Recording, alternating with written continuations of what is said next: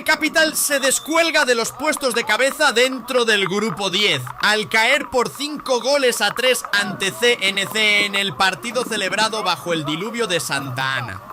El duelo estuvo bastante competido y no fue hasta el segundo periodo y con el 3-3 reinando en el electrónico cuando el equipo blanco desniveló la balanza a su favor con un sprint de 2 goles.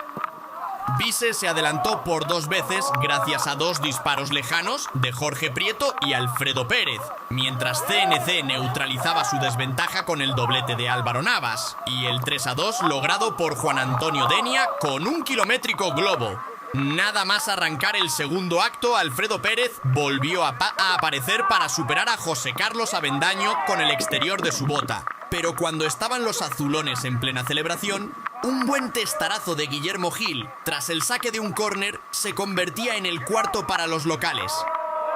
El balón parado y los errores terminaron pasando factura a Visse, que claudicó definitivamente cuando un centrochut sin importancia de Álvaro Martín acabó sorprendiendo a Pablo Fernández, en la acción que supuso el tanto de la tranquilidad.